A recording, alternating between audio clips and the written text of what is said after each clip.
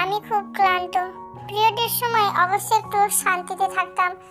আমায় জোর করে ঠোঁটে কিস করলেও এর বেশি কিছুই করতেন না। তবে পেটের এই অসহ্যকর ব্যথার জন্য ওনার এই কিস করাটাও আমার কাছে বেশি হয়ে যেত। যাই হোক, আজকে আমার ঘুমানোর আর ইচ্ছা নেই এই অসময়ে, তাই ছাদে চলে গেলাম। একটু পরে উনি এসে বললেন, আজকে ছাদে আসলে যে? আমি তো অবাক, উনি এই সময়? আপনি হাঁটতে যাবে এই সময়? আমার জানা মতে সবাই তো মর্নিং ওয়াক করতেই পছন্দ করে, তবে তোমার কি পছন্দ এটা আমি জানি না। যদি তোমার পছন্দ অপছন্দ আমায় বলে দাও, তবে আমার বুঝতে সুবিধা হবে যে কখন কোনটা বলা লাগবে আর কোনটা লাগবে না। আমি মনে মনে ভাবলাম, বাবা বাহ, উনি দিন দিন এত ভালো হলেন কিভাবে? উনিও কি কখনো এত মিষ্টি করে কথা বলতে পারেন? চলো। কোথায় কোথায় যাব এটা জানি না, তবে তুমি নিশ্চিত থাকো তোমায় কোথাও আমি বেচে দেব না। আমি তো ওনার এসব কথায় খুব অবাক। উনি আজকে এভাবে এত হেসে হেসে কথা বলছেন কেন? কারণ কি? আর গত 2 দিন কাছেও আসলেন না, এসব কিছুই মাথায় আসছে না। আমায় চুপচাপ থাকতে দেখে উনি বললেন, তো যাওয়া যাক। আমার খুব ভয় লাগছে, তবুও ভয়ে ভয়ে ওনার সাথে যেতে রাজি হলাম। উনি আর আমি পাশাপাশি হাঁটছি। এখানে যে একটা গার্ডেন আছে এটা আমি জীবনেও জানতাম না। আজকে প্রথম আসলাম। হঠাৎ আমার হাতে কারো স্পর্শ অনুভব করলাম। হাতের দিকে খেয়াল করতেই দেখলাম উনি আমার হাতটা খুব আলতো করেই ধরেছেন। কিন্তু আমার যেন এসব খুব অবিশ্বাস্য লাগছে। উনি এত ভালো হলেন কিভাবে? কখনো এভাবে আমার হাত উনি ধরেননি। যতবার আমার হাত ধরেছেন ততবার জোর করেছেন, আর আমি ওনার থেকে নিজেকে ছাড়ানোর চেষ্টা করেছি, তাই হাতে খুব ব্যথা লাগতো। কিন্তু আজ জানি না খুব ভালো লাগলো। আমরা আবার বাসায় চলে আসলাম। তবে এখন পুরোটা রাস্তায় উনি আমার হাত খুব কেয়ারফুলি ধরেছিলেন। বাসায় আসতেই আমার হাত ছেড়ে রুমে চলে যান। আমি ধীরে ধীরে রুমে গিয়ে দেখি উনি রুমে নেই। বুঝলাম শাওয়ার নিচ্ছেন। আমি বিছানায় বসে ভাবতে লাগলাম, ওনার হঠাৎ কি এমন হলো? এত ভালো ব্যবহার, আর জোর করছে না, এত শান্তশিষ্ট, কিন্তু ওনার এই ভদ্রতাই আমায় খুব বিরক্ত করছে। ভয় লাগছে একটা অজানা। জানি না ওনার এত ভালো ব্যবহারের উদ্দেশ্য কি। উনি শাওয়ার নিয়ে এসে আমাকে বললেন, রেডি হও। কেন? তোমার কি কোনো কথা ছাড়া কাজ করা হয় না? না মানে, আমি তো শুধু জানতে চেয়েছিলাম। এখন অত না জানলেও চলবে, রেডি হয়ে নিচে আসো। আমি শাওয়ার নিতে চলে গেলাম আর মনে মনে বললাম, ভালো আর উনি ইম্পসিবল। উনি কখনোই ভালো হতে পারেন না, আর পারবেনও না। হয়তো ওনার কোনো বিজনেস ডিলের সাথে ঝামেলা হয়েছে, আর তাই এখন মুড অফ আছে, আর সেই জন্যই হয়তো আমার সাথে জোর করছে না। আমি রেডি হয়ে নিচে গেলাম। উনি আমার দিকে এভাবে কেন তাকিয়ে আছেন বুঝলাম না। আমি তো শুধু একটা লং জামা পরেছি, সাথে হিজাব। বাসায় অবশ্য হিজাব করি না, কোথাও গেলে, যেমন কাল। যাই হোক, আমি ওনার দিকে আর না তাকিয়ে ব্রেকফাস্ট টেবিলে বসে পড়লাম। উনি আমার কাছে এসে আমাকে খাবার সার্ভ করতেই ওনার একটা কল আসে। উনি হু হা করে কলটা রেখে দেন। আমি চুপচাপ খাওয়া শেষ করতেই আমায় বললেন, গাড়িতে গিয়ে বসো। উনি এখন ড্রাইভ করছেন, আর আমি ভাবছি এই সময় তো উনি অফিসে যান, তাহলে আজকে আবার আমায় কোথায় নিয়ে যাচ্ছেন? আর ওনাকে তো দেখে মনে হচ্ছে অফিসেই যাচ্ছেন, যেভাবে রেডি হয়েছেন, মানে স্মার্ট, আর ব্লেজার আর কোটটাও পেছনে রাখা। আমার ধারণাটাই ঠিক, উনি আমায় নিয়ে অফিসে এসেছেন। কিন্তু কেন? নামো। কিন্তু আপনি না বলেছিলেন আমায় আর অফিসে যাওয়া লাগবে না? তাহলে? আমি তো আর এখানে তোমায় অফিসে কাজ করতে নিয়ে আসিনি। আমি এখানে থাকবো, তাই আজকে তুমিও এখানে থাকবা। ইচ্ছা হলে জিমিনের সাথে গল্প করবা, অফিসে কোনো কাজ না, মাইন্ডেড। বলেই উনি আবার আমায় বিরক্তিকর স্বরে বললেন, এবার কি তুমি নামবা? আমি নেমে যেতেই উনি গাড়ি পার্ক করে চলে যান। আমি অফিসে চলে আসি। অনেকদিন পরে আসলাম সত্যি। জিমিনকে খুব মিস করছিলাম। তার সাথে বিয়ের পরে আর দেখা হয়নি, আর সেভাবে কথাও হয়নি। ওই মাঝে মাঝে কল করলে আমি হাই হ্যালো কেমন আছিস এসব বলেই রেখে দিই। যাই হোক, আজকে সামনাসামনি, তাই অনেক গল্প করব ভাবলাম। ভেতরে গিয়ে জিমিনকে আগে জড়িয়ে ধরলাম। সে তো অনেক অবাক। সে বলল, আমি তো ভেবেছিলাম আর আসবেই না। ও জিমিন, এসব বাদ দে তো, কেমন আছিস? ভালো, আর তুই? আমিও আছি মোটামুটি। আচ্ছা, তোর কিছু হয়েছে বলতো? এভাবে হঠাৎ চাকরি ছেড়ে দিলি? কিন্তু তুই না বলেছিলি স্যার তো রিজাইন লেটার অ্যাকসেপ্ট করছিল না, তবে চাকরিতে আসা বাদ দিলি কিভাবে? আমি কিছু বলতে যাচ্ছিলাম, তখনই উনি এসে বললেন, এখন কথা বলার সময় না, আমার কেবিনে এসো। অবশ্য দাঁড়িয়ে বললেন না, ওনার কেবিনের দিকে যেতে যেতেই বললেন, আমি জিমিনকে বললাম, আমি এখন যাচ্ছি, লাঞ্চের সময় কথা বলবো, বাই। কিন্তু একটা প্রশ্ন, স্যার তোকে ওনার কেবিনে ডাকলেন কেন? একটা কেন, আজকে তোকে হাজারো কথা বলার ইচ্ছা আছে লাঞ্চের সময়, বলেই চলে আসলাম ওনার কেবিনে। আমি ভাবলাম আমায় কেন ওনার কেবিনে ডাকলো। আমায় উনি ওই সোফায় বসতে ইশারা করলেন। আমি চুপচাপ বসে থাকলাম, মনে মনে বলছিলাম, এর থেকে তো বাড়িতেই ভালো ছিলাম। অন্তত এভাবে এক জায়গায় তো আর বসে থাকা লাগতো না। আমি মুড অফ করে বসে থাকলাম। লাঞ্চের সময় উনি কিছু বলার আগেই আমি চলে আসি, জিমিনকে ডেকে ওর সাথে লাঞ্চ করতে বসি। জিমিন তখন বলে, এবার বল, কি এত হাজারো কথা তোর বলার আছে? আসলে জিমিন, আমি এখন ম্যারিড, তুই হয়তো জানিস। জিমিন চমকে উঠে বলে, কি? কবে? আর কার সাথে? আর আমি জানলাম কবে? কবে বললি তুই যে আমি জানবো? আমার এই প্রশ্ন খুব খটকা লাগে। মনে হলো উনি ওনার বিয়ের বিষয়টা কাউকেই বলেননি, কিন্তু কেন? তাই ওকে বললাম, আচ্ছা স্যার তো দেখে কিছু বলেনি? স্যার আবার কি বলবে? আর এটা বল না, কার সাথে বিয়ে হলো আর কতদিন? আমার ওর কথায় খুব খারাপ লাগে। উনি নিজের বিয়ের বিষয়টাও অফিসে গোপন করেন। কেমন মানুষ উনি? আমায় ভাবতে দেখে জিমিন আমায় কিছুটা ঝাঁকিয়ে বলে, এই যে তে, তুই কি বলবি? তোর কার সাথে বিয়ে হয়েছে? আমি কাঁদো কাঁদো চোখে বললাম, স্যারের সাথেই। কি বলিস এসব? স্যার তোকে কবে বিয়ে করলো? যেদিন থেকে আমি অফিসে আসা বাদ দিই তার আগের রাতেই। কিন্তু স্যার কেন আমাদের এই বিষয়ে কিছু বলেনি যে উনি বিয়ে করেছেন, আর সেটা তোকেই? আমি কিছু বললাম না, খুব কান্না পাচ্ছে, তাই বললাম, আমি একটু আসছি। আরে কই যাস? আসতেছি তো, বলে ওয়াশরুমে এসে কান্না করতে থাকি। উনি কেমন মানুষ? ওনার বিয়ের বিষয়টাকেও ওনাকে গোপন রাখতে হবে? কিভাবে পারলেন উনি? আমি ওনার স্ত্রী, আর আমার বিষয়েও উনি অফিসে বলেননি। ওনার থেকে আর কি আশা রাখা যায় যে কিনা তার স্ত্রীর সাথে এমন আচরণ করেন? ওনার কাছে হয়তো এই বিয়েটার কোনো মূল্য নেই, তাই হয়তো কাউকে বলেননি। আমি ভালো করে চোখ মুখ ধুয়ে আবার অফিসে আসি জিমিনের কাছে। সে অবশ্য বুঝতে পারেনি আমি কান্না করেছি। জিমিন আমায় বলল, আচ্ছা তোদের বিয়ে হওয়া তো তাহলে 2 মাস পার হবে না? তবে কোনো ফাংশন? এসব বাদ দে তো, এখন আমায় খেতে দে, বলে খাওয়াতে মনোযোগ দিলাম। তখন জিমিন বলল, কিন্তু স্যার এমন করলো কেন? তুই কি এবার চুপ থাকবি? জিমিন আর কিছু বলল না। আমি খেতে পারছি না, তবুও অনেক কষ্টে খাচ্ছি। তখন জানি না কোথা থেকে আমাদের অফিসের কয়েকজন মেয়ে এমপ্লয় এসে জোরে জোরে একজন মেয়ে বলে, এই জানিস, আজকে না আমি যখন অফিসে আসছিলাম তখন টেকে স্যারের গাড়ি থেকে নামতে দেখলাম। তখন আর একজন মেয়ে বলে, অফিসের বস পেয়েছে, তাই হয়তো নিজের রূপে পটিয়ে নিয়েছে।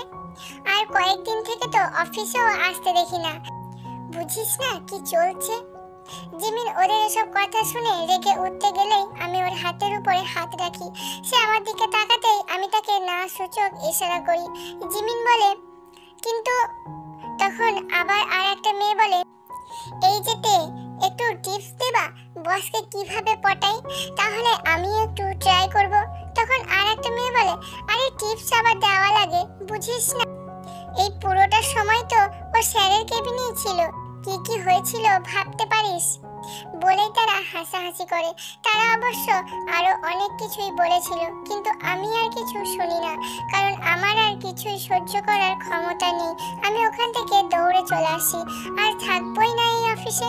আমি অফিসের মেন গেট যেই না খুলতেই যাব, তখনই কে আমার হাত অনেক শক্ত করে ধরে নেয়। আমি রেগে তার দিকে তাকাতেই থমকে যাই, কারণ এটা উনি। রাগী চোখে আমার দিকে তাকিয়ে বললেন, আমার পারমিশন ছাড়া তুমি কোথায় যাও? আমি বাসায় যাব। কেন? এমনি, ভালো লাগছে না তাই। উনি হঠাৎ আমার কপালে হাত দিয়ে বললেন, এনিথিং রং? শরীর খারাপ করছে? প্লিজ, আমি বাসায় যাব। উনি আমার হাত ধরেই অফিস থেকে বের হয়ে আসলেন। অনেকে অবশ্যই দেখলো, আমি জানি না আবার কি বলবে এটা নিয়ে। উনি ড্রাইভ করছেন আর আমি নীরবে চোখের পানি ফেলছি। উনি অবশ্য এটা দেখতে পাবেন না। বাড়িতে আসতেই, আমি গাড়ি থেকে নামতেই উনি বললেন, তুমি কান্না করেছো? আমি থমকে গেলাম। উনি বুঝলেন কিভাবে, যেখানে জিমিনি বুঝতে পারলো না। আমি তার দিকে তাকিয়ে বললাম, না, একটু জ্বর জ্বর লাগছে, তাই চোখ দিয়ে পানি ঝরছে। কথাগুলো বলতেও পারছি না, কষ্টে আটকে যাচ্ছে কথা। উনি বলেন, টেক কেয়ার, আমি ডক্টর পাঠিয়ে দিচ্ছি। আমার একটা ইম্পর্টেন্ট মিটিং আছে, আমি তাড়াতাড়ি আসার চেষ্টা করব। আমি আর কিছু বললাম না, চলে আসলাম ভেতরে। এখন ওনার এত কথা, এত কেয়ারিং, যেন আমার ফেক লাগছে, কষ্ট হচ্ছে। উনি কিভাবে পারলেন? আজকে ওনার জন্যই তো ওরা আমাকে এতগুলো কথা শোনালো। আমি কখন কি করলাম? উনি তো সেদিন আমায় জোর করে কিস করলেন। রাগের মাথায় ওনাকে একটা থাপ্পড় দিতেই, উনি সেটার প্রতিশোধ নিতেই আমাকে জোর করে বিয়ে করলেন। আমি তো চাইনি ওনার জীবনে যেতে। উনি তো জোর করে আমায় বিয়ে করলেন। তবে কি এই বিয়ের কোনো মূল্য নেই? কেউ জানে না এই বিয়ে। তবে আমাকে বিয়ে করার দরকার কি ছিল? যদি প্রতি রাতের ভোগ করাই আসল উদ্দেশ্য হয়, তবে আগেই বলে দিত, অন্তত এক রাতের জন্য তার কাছে নিজেকে বিলিয়ে দিতাম। এভাবে সারা জীবন তো কষ্ট দেওয়ার কোনো মানে হয় না। আমি কান্না করছি, খুব কান্না করছি। একটু পরেই কেউ কলিং বেল বাজায়। আমি ভালো করে মুখ মুছে দরজা খুলতেই দেখি একজন ডক্টর আমার সামনে। আমি তাকে ভেতরে আসতে বলি। প্রথমে থার্মোমিটার দিয়ে আমার জ্বর মাপলো। মাত্রা 103 ডিগ্রি।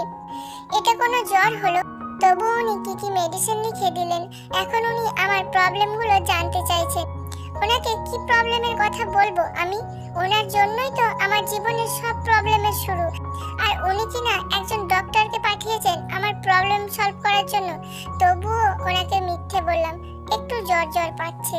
উনি আমাকে আরো কয়েকটা মেডিসিন লিখে দিয়েই চলে গেলেন। একটু পরেই ওনার কল। বললেন ডক্টরের প্রেসক্রিপশনের ফটো পাঠাতে। ইচ্ছা না থাকা সত্ত্বেও ওনার কথা শুনতে হচ্ছে, কারণ আমার আর কোনো পথ খোলাই নেই। ভাবলাম আজকেই বাসায় চলে যাব, কিন্তু কিভাবে, কি বলবো তাদের? তারা যে খুব কষ্ট পাবে। তারা বিশ্বাস করতেই পারবে না যে তার জামাই এমন একজন মানুষ। ভাবলাম নিজের জন্য না হলেও আব্বু আম্মুর জন্য আমাকে এখানেই থাকতে হবে। আমি জানি না কান্না করতে করতে কখন ঘুমিয়ে পড়েছি। উনি এসে আমায় ডাকছেন। আমি উঠে দেখলাম উনি অন্য শার্ট পরে আছেন আর ওনার চুলগুলো ভেজা। বুঝলাম অনেক সময় হলো ওনার বাসায় আসা। আমি তাড়াতাড়ি উঠে বসতেই উনি বলেন, রিল্যাক্স। আমি মনে মনে বললাম, আপনি বলেই তো এত ভয়। ডিনার করে নাও, তোমার মেডিসিন আছে। আমি কিছু না বলেই ওয়াশরুমে চলে গেলাম। ফ্রেশ হয়ে এসে নিচে গিয়ে ডিনার করে নিলাম। তারপর উনিও করে নিলেন। ডিনার শেষ করেই আমাকে কয়েকটা মেডিসিন দিলেন। আমি কিছু না বলেই খেয়ে নিয়ে উপরে চলে গেলাম। তারপর রুমের সব লাইট অফ করে শুয়ে পড়লাম। একটু পরে উনি আসলেন। উনি বললেন, ঘুমিয়ে পড়েছো? আমি কিছু বললাম না। উনি ভাবলো হয়তো আমি ঘুমিয়ে পড়েছি, তাই আর কিছু বলল না। উনিও ওই দিকে ঘুরে গেলেন। এদিকে আমি অঝরে কান্না করছি। একটু পরেই হঠাৎ উনি লাইট জ্বালিয়ে উঠে বসে বললেন, তে ওঠো, আমি জানি তুমি জেগে আছো। কথাটা অনেক রেগেই বললেন মনে হলো। আমি তবুও কিছু বললাম না। উনি আমাকে একটা হ্যাঁচকা টান দিতেই আমি উঠে বসি আর মাথা নিচু করে আছি। এখনো কান্না করছি। উনি বললেন, তুমি কান্না করছো? অনেক থেমে থেমে কথাটা বললেন। আমি তবুও কিছু বললাম না। কান্না করছি নিচের দিকে তাকিয়েই। উনি আমার চোখের পানি মুছে দিয়ে বললেন, হোয়াটস রং উইথ ইউ তে? Are you okay? আমি তার দিকে তাকালাম, তবুও কিছু বললাম না। উনি বললেন, অফিসে কি হয়েছে? দেখো তে, প্লিজ এভাবে কান্না করো না। আমি জানি না আমার হঠাৎ কি হলো। ওনাকে জড়িয়ে ধরে আরো জোরে জোরে কান্না করতে লাগি, অথচ আমার এই কান্নার কারণ উনি নিজেই। তবে ওনাকে এই মুহূর্তে খুব ভরসা করতে ইচ্ছা হলো। এই বুকটাই যেন আমার শেষ আশ্রয়। কান্না করতে করতে আমি জ্ঞান হারিয়ে ফেলি। যখন উঠি তখন দেখি আমি ওনার বুকেই মাথা রেখেছি, আর উনি আমার মাথায় হাত বুলিয়ে দিচ্ছেন। যেমন মা তার ছোট্ট শিশুকে তার বুকে যেভাবে আগলে রাখে, উনিও ঠিক তেমন করছেন। আমায় উঠতে দেখে উনি বললেন, আর ইউ ফিল বেটার? আমি ওনাকে কিছু না বলেই উঠতে গেলে উনি আমার হাত ধরে নেন। সারা রাত এভাবে প্রোটেক্ট করলাম, আর একটা থ্যাংক ইউ না বলে চলে যাচ্ছ? থ্যাংক ইউ বলে আবার যেতে লাগলে উনি বললেন, এভাবে কি হয়? তো কি চান আপনি? এবার ঠিক কথা এসেছো। আমি মনে মনে ভাবলাম, তবে কি করবেন এখন উনি? এখন আমার মন খারাপ, আর এখন ওনার মনে এসব ঘুরপাক খাচ্ছে। উনি আমার ঠোঁটের দিকে এগিয়ে আসছেন। এখন আমার ইচ্ছা না থাকলেও ওনাকে কিস দিতেই হবে, তাই ভয়ে চোখ বন্ধ করে রাখলাম। হঠাৎ ওনার স্পর্শ আমার কপালে পড়তেই চোখ খুলে দেখি উনি ওনার জায়গায় শুয়ে আছেন। তারপর বললেন, তুমি কি মনে করো এখন আমি তোমার ঠোঁটে কিস করব? ইম্পসিবল। আগে যাও, ফ্রেশ হও গিয়ে। আমি মনে মনে বললাম, আপনার কাজ দেখেই তো মনে হচ্ছে। আমার কি দোষ এতে? আমি আর বেশি কিছু না ভেবে শাওয়ার নিতে গেলাম। কয়েকদিন কেটে গেল, আমি ভুলেই গেলাম প্রায় সেদিনের মেয়েগুলোর কথা। সেদিন পর থেকে আমি আর অফিসে যাইনি, উনিও আমায় আর অফিসে নিয়ে যাননি। হঠাৎ একদিন উনি অনেক তাড়াতাড়ি চলে আসলেন। তারপর উনি শাওয়ার নিতে চলে গেলেন। উনি শাওয়ার শেষে বাইরে আসতেই আমি বললাম, আজকে হঠাৎ এই সময়ে? এমনি ইচ্ছা হলো তাই। আজকে ছাদে যাওনি? না, ভালো লাগছে না তাই। কেন? এমনি। উনি জানি না কোথায় চলে গেলেন। একটু পরে রুমে এসে বললেন, ছাদে যাও। কিন্তু এই সময় কেন? তো অন্য কোনো রুমে যাও। কিন্তু কেন? আমি বেশি কথা পছন্দ করি না। আমি তাই অন্য একটা রুমে চলে আসলাম। দেখলাম উনি দরজা লক করে নিলেন, কিন্তু কেন বুঝলাম না। রাত 9:30 বাজে, কিন্তু জানি না উনি কি করছেন এই রুমে। এখনো আসছেনই না ডিনার করতে। আমি তাই দরজা নক করতেই উনি বিরক্ত হয়ে দরজা খুলে বলেন, হোয়াট হ্যাপেন্ড? অনেক রাত হয়েছে, ডিনার করবেন না আজকে? না। কিন্তু কেন? ইচ্ছা নেই তাই। তোমার ইচ্ছা হলে তুমি ডিনার করতে পারো বলেই দরজা লক করে দেন। উনি খাবেন না তাহলে কি আমি একা একা খেতে পারি? তো ভালো করেই বলবেন না, কত খারাপ উনি। তাই না খেয়েই থাকলাম। রাত 10:30 বাজে, কিন্তু জানি না উনি এখনো ওই রুমের দরজা লক করে কি করছেন। আমি কি ঘুমাবো না? তাই আমি আবার নক করলাম। উনি এবারও বিরক্ত হয়েই বললেন, কি হলো? কি করছেন আপনি? That's none of your business. আমার খুব খারাপ লাগলো ওনার এই কথায়। চোখের পানি চলে আসে, কিন্তু দেখার জন্য উনি নেই। মানে উনি এই কথাটা বলেই দরজাটা আবারও লক করে দিলেন। আমি আবার ওই রুমে গিয়ে কান্না করতে লাগলাম। এত খারাপ কেন উনি? একটু ভালো করেও তো কথা বলতে পারেন, নাকি আমার সাথে? আমি জানি না। এভাবে কান্না করতে করতে কখন ঘুমিয়ে পড়ি। হঠাৎ মনে হলো কেউ আমায় এসে স্পর্শ করছে। আমি ভয়ে আটকে উঠি। ওনাকে সামনে দেখে অনেকটা বিব্রত হয়ে যাই।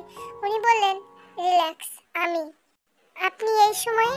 উনি আমায় আর কিছু বলতে না দিয়ে আমাকে কোলে তুলে নিলেন। আমি বললাম, এ কি করছেন আপনি? ছাড়ুন আমায়, নিচে নামান। কিন্তু উনি আমায় ছাড়লেন না। আমাকে ওই ঘরের দরজার সামনে নিয়ে গিয়ে নামালেন। আমি বিরক্ত হয়ে বললাম, এভাবে নিয়ে আসার মানে কি? উনি আমার হাত ধরে বললেন, ভেতরে আসো তো। বলে আমার হাত ধরে ভিতরে নিয়ে গেলেন। আমি এতক্ষণ বিরক্ত হয়ে ওনার দিকেই তাকিয়েছিলাম, তাই উনি চোখ দিয়ে ইশারা করলেন ওই দিকে তাকাতে, মানে ঘর দেখতে। আমি মনে মনে বললাম, কি এমন আছে এই ঘরে যে এভাবে বলতে হবে? আমি তো এই ঘরটাকে 2 মাস ধরে দেখছি। কি এমন আছে এত? এই স্যারও না কি? বলতে গিয়েও থেমে গেলাম ঘরের দিকে তাকিয়ে। আমি তো খুবই অবাক। এটা কি সত্যি? মানে উনি আমার জন্য এগুলো করেছেন? এত সব আমার তো বিশ্বাসই হচ্ছে না। মানে উনি তখন আমাকে বললেন, হ্যাপি বার্থডে ডিয়ার দে। বলতেই আমি তার দিকে অবাক হয়ে তাকালাম। আমার কালকে বার্থডে, এটাই আমার মনে ছিল না, কিন্তু উনি কিভাবে মনে রাখলেন? ও সরি, রাত 12টা বেজে 1 মিনিট হয়েছে, মানে কালকে না আজকে। কিন্তু ওনার কিভাবে মনে ছিল? আর আমি তো বিশ্বাসই করতে পারছি না যে উনি আমায় সারপ্রাইজ দিয়েছেন। এত সুন্দর করে রুমটা সাজিয়ে, ঘরের চারপাশে লাইটিং করা আর গোলাপ ফুলে সাজানো। নিচে লাভ শেপ, সাদা আর লাল বেলুন উড়ে বেড়াচ্ছে। আর ওই দেওয়ালে অনেক বড় করে লেখা আছে হ্যাপি বার্থডে ডিয়ার তে। পাশেই টেবিলে কেক আছে। আমায় এভাবে অবাক হয়ে ওনার দিকে তাকিয়ে থাকতে দেখে উনি বললেন, হোয়াট হ্যাপেন্ড? তুমি কি খুশি হওনি? আমার তো বিশ্বাসই হচ্ছে না। কি মানে আপনি আমার বার্থডে মনে রেখেছেন? মনে না রাখলে এসব অ্যারেঞ্জমেন্ট করতাম কিভাবে? আমার সত্যি এখনো বিশ্বাস হচ্ছে না আমার বার্থডে আপনার মনে ছিল। এখনো? সত্যি। মানে আপনি কিভাবে আমার বার্থডে মনে রাখলেন? আমারই তো মনে ছিল না, আপনার কিভাবে মনে ছিল? উনি আমার বাহু ধরে বললেন, রিল্যাক্স, এতটা এক্সাইটেড না হলেও হবে। চলো কেক কাটো আগে। মানে আমি সত্যি খুব এক্সাইটেড। আর সত্যি আমার এখনো জানি না কেন বিশ্বাস হচ্ছে না, সবই যেন স্বপ্নের মতো লাগছে। উনি তখন হঠাৎ আমার কপালে একটা কিস করলেন। এটা কি করলেন? এটা বাস্তব তাই বোঝালাম। মানে এভাবে? তো কি করে? তুমি সেই তখন থেকেই একই কথা ঘুরিয়ে পেঁচিয়ে বলে যাচ্ছ। তাই তো আমি তোমাকে বোঝানোর জন্য কিস করলাম যে এটা স্বপ্ন না, বাস্তব। তাই বলে কি? এখন যদি কেক না কেটে আরো বেশি কথা বলো, তবে এর থেকেও আরো বেশি কিছু করব, যেন তুমি বিশ্বাস করতে বাধ্য হও। আমি ওনার দিকে তাকালাম না, টেবিলের কাছে চলে আসলাম কেক কাটতে। সত্যি উনি একটা অসভ্য মানুষ। ওনাকে ভালো ভাবা মানেই বেকার। ওনার মাথা খারাপ, সব সময় শুধু এইসব নিয়েই পড়ে থাকেন। আমি এসব ভাবছি, তখনই হঠাৎ কেউ আমার হাত স্পর্শ করলো। তাকিয়ে দেখি উনি আমার হাতে ছুরি ধরিয়ে নিজেও আমার হাত ধরেছেন। আমি অবাক হয়ে তাকাতে উনি কেকের দিকে ইশারা করেন। আমরা একসাথে কেক কাটলাম। জানি না আজকে ওনাকে খুব ভালো লাগছে। উনি আমার সাথে এত খারাপ ব্যবহার করেছেন, এত কিছু করেছেন, এমনকি সেদিন ওনার জন্যই তো আমাকে ওনার অফিসের ওই মেয়েগুলো এত কথা শোনালো। তবুও যেন আমি সব ভুলে এক নিমেষেই ওনাকে ভালোবেসে ফেললাম। এটা কি সত্যি? উনি কেক কাটাতে আমার সামনে কেক ধরে ইশারা করলো খেতে। লজ্জা লাগছিল, তবুও খেলাম। এ প্রথম উনি আমায় নিজের হাতে খাইয়ে দিলেন। খুব ভালো লাগলো। আমাকে দিবে না? কি কেক? মানে কি এখন কেক খাইয়ে দিতেও কি মানে করা লাগবে? আমি আর কিছু বললাম না। ওনার সামনে কেক ধরতেই উনি নিজেই খেয়ে নিলেন। তারপর উনি বললেন, বসো। আমি বসলে উনি আমার প্লেটে আগে খাবার সার্ভ করেন, তারপর নিজের প্লেটে। আমি খাচ্ছি না দেখে আমায় খেতে ইশারা করলেন। আমি তাড়াতাড়ি খাওয়া শেষ করেই উঠে বারান্দায় চলে গেলাম। একটু পরে উনি এসে বললেন, আজব মানুষ তো তুমি। আমি ওনার দিকে তাকিয়ে বললাম, কেন? তোমার জন্য এত কিছু করলাম, অথচ তুমি একটা ধন্যবাদ পর্যন্ত দিলে না। আমার মনে হলো তাই তো সত্যিই অনেক বড় ভুল করে ফেলেছি। সরি। চাইছি থ্যাংক ইউ আর দিচ্ছে সরি। তোমার কি মাথা খারাপ? না না, তা হতে যাবে কেন? আসলে এতক্ষণ আপনাকে থ্যাংক ইউ বলিনি, তাই সরি। আর সত্যি আপনাকে অসংখ্য ধন্যবাদ। আজকে সবচেয়ে সেরা রাতটা আপনি আমাকে উপহার দিয়েছেন, যা আমি কখনোই ভুলবো না। উনি আর কিছু বললেন না। আমি গ্রিলের উপরে হাত রেখে দাঁড়িয়ে আছি। হঠাৎ উনি আমার হাতের উপর হাত রাখেন। আমি অবাক হয়ে ওনার দিকে তাকাই, কিন্তু ওনার এতে কিছুই যায় আসে না। উনি তো চাঁদ দেখতে ব্যস্ত। হঠাৎ উনি বললেন, তোমার মনে আছে একদিন আমি বলেছিলাম যে চাঁদের থেকেও সেদিন একটা জিনিস খুব সুন্দর লাগছিল? সেটা কি জানো? না তো। আপনি তো সেদিন বলেননি কিছু। যে নিজেই চাঁদের থেকে সুন্দর, তাকে আবার কি বলে দেওয়া লাগবে যে নিজেই? মানে বলতে গিয়ে থেমে গেলাম। উনি আমার দিকে তাকিয়ে কথাটা বললেন। তার মানে উনি আমার কথা বলছেন। বুঝলাম এটা আমি। তবে কি উনিও আমায় ভালোবাসেন? সেটা কিভাবে হয়? আর যদি ভালোই না বাসে, তবে আমার বার্থডে কিভাবে মনে রাখলো? হঠাৎ উনি আমার হাতে একটা ডায়মন্ডের রিং পরিয়ে দিলেন। আমি তো আরো অবাক। এটা তোমার বার্থডে গিফট। আমি খেয়াল করলাম একবারে পারফেক্ট মাপ, কিন্তু কিভাবে? আমাকে নিয়ে গিয়ে তো আর উনি রিংটা কেনেননি। তবে ঠিক মাপ হলো কিভাবে? আর ওনার আঙুলের সাথে তো আমার আঙুলের মাপ সেম হবে না, তাহলে কিভাবে? প্রশ্নটা অবশ্য মনেই রেখে দিলাম। আমায় ভাবতে দেখে উনি বললেন, পছন্দ হয়নি? না, তেমন কিছু না, অনেক সুন্দর এটা। অনেক রাত হয়েছে, তোমার ঘুমানোর প্রয়োজন। আমি হ্যাঁ বলেই তাড়াতাড়ি রুমে গিয়ে বিছানায় শুয়ে পড়ি। উনি এসে লাইট অফ করে আমার পাশে শুয়ে পড়েন। তবে আজ আজব কাজ হলো, অনেকদিন পরে আজকে উনি আমায় জড়িয়ে ধরলেন। এই প্রথম ওনাকে আমি এত অনুভব করলাম। ওনার এই স্পর্শটা যেন আমার কাছে খুব মূল্যবান। উনি ঘুমিয়ে পড়েছেন, কিন্তু আমি আজকে পারছি না। খুব অন্যরকম লাগছে ওনার এত কাছে এসে। আমি অনেক চেষ্টা করে ঘুমিয়ে পড়লাম। পরের দিন উঠে দেখি উনি রুমে নেই। আমি ফ্রেশ হয়ে নিচে যাই। উনি ব্রেকফাস্ট তৈরি করছেন আর ফোনে কথা বলছেন। দেখে লাগছে খুব বিজি আজকে উনি।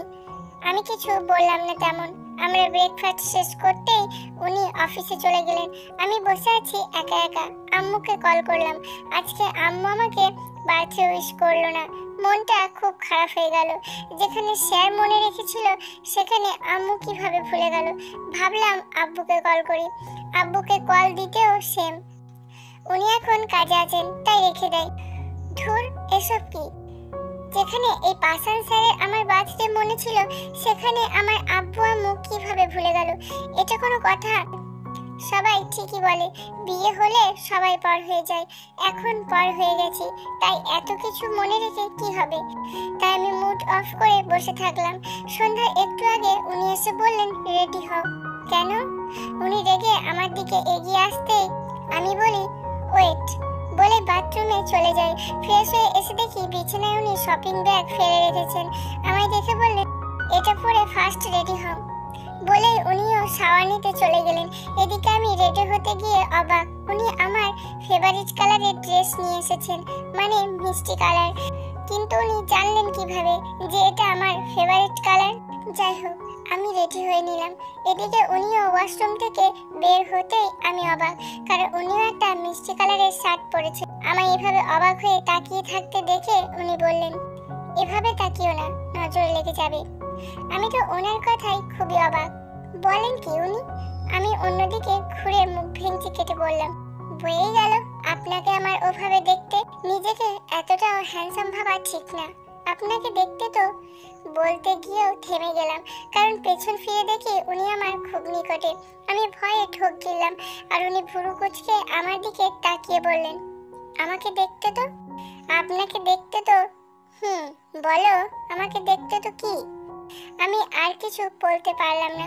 উনি আমার দিকে এগোতে লাগলেন, তাই আমি পিছনে যেতে লাগলাম। আমি পেছনে যেতেই আছি আর উনি আমার দিকে এগোতেই আছেন। পেছনে যেতে যেতে আমার পিঠ এক সময় দেওয়ালে ঠেকে যায়। উনিও এসে আমায় ঘিরে নেন। তারপর বলেন কি হলো, বলছো না কেন? আমাকে দেখতে তো কি লাগছে? ভয়ে আমার কথা আটকে যাচ্ছে, বলতেই পারছি না কিছুই। তবুও ভয়ে ভয়ে বললাম আপনার মানে? আমার আরো কাছে চলে এসেছেন। আমার মানে কি? আমি ভয়ে চোখ মুখ খিচে বন্ধ করিনি আর উনি আমার কাছে এগোতেই আছেন। আমি চোখ বন্ধ করে রাখলেও তা খুব ভালো করে অনুভব করছি। ওনার নিঃশ্বাস আমার মুখে আছড়ে পড়ছে। আমি ভয়ে হাত শক্ত করে মুঠো করে নিয়েছি, কিন্তু একই উনি আমার হাত আরো শক্ত করে দেওয়ালে চেপে ধরলেন। চোখ যে খুলবো ভয়ে সেই সাহসটাও পাচ্ছি না। তবু ভয়ে ভয়ে চোখ খুলতেই দেখি উনি আমার দিকে তাকিয়ে আছেন, যেন ওনার চাহনি আজকে খুব অন্যরকম। আমি আবার ভয়ে চোখ বন্ধ করে নিলাম, কারণ ওনার চোখে চোখ রাখার সাহস আমার নেই। হঠাৎ উনি আমার ঠোঁটে আলতো করে কিস করলেন, তারপর দূরে সরে বললেন তাড়াতাড়ি নিচে আসো। বলে উনি চলে গেলেন। আমি যেন এবার একটু হাঁপ ছেড়ে বাঁচলাম, কিন্তু আজকে ওনার এই স্পর্শে আমার রাগ হলো না, বরং ওনার প্রতি একটা ভালো লাগা কাজ করলো। আমি তাড়াতাড়ি নিচে চলে গেলাম। দেখছি উনি গাড়িতে বসে কার সাথে যেন কথা বললেন। আমি কিছুই শুনতে পেলাম না। উনি গাড়িটা আমাদের বাড়ির সামনে পার্ক করলেন। আমি কিছু বুঝলাম না। আমার হাত ধরে উনি ভেতরে যেতেই দেখি সব অন্ধকার, কিন্তু এটা বুঝলাম না আজকে মেন দরজা খোলা কেন ছিল। আম্মু তো কখনো এত কেয়ারলেস না যে এভাবে সন্ধ্যার পরে দরজা খুলে রাখবে। হঠাৎ সব লাইট একসাথে জ্বলে ওঠে। আমি কিছুটা চমকে উঠি, মুখ অন্যদিকে ঘুরিয়ে নিই। তখন একসাথে সবাই বলে ওঠে হ্যাপি বার্থডে। আমি কিছুটা ভয় পেয়ে যাই। সবাইকে দেখে অনেকটাই খুশি লাগে। আমার নানা নানি খালা খালু, মামা মামি, দাদা দাদি, চাচা চাচি, ফুপু এবং কাজিন সবাই আছে। আর আজকে বাড়িটাও অনেক সুন্দর করে সাজানো। আমি দৌড়ে গিয়ে আম্মুকে জড়িয়ে ধরি, আর বোনগুলোকেও অনেক ভালো লাগলো আজকে সবার সাথে দেখা করে। আম্মু কেক কাটতে বলে আমি কেক কাটি। আগে আম্মু, তারপর আব্বুকে খাইয়ে দিলাম।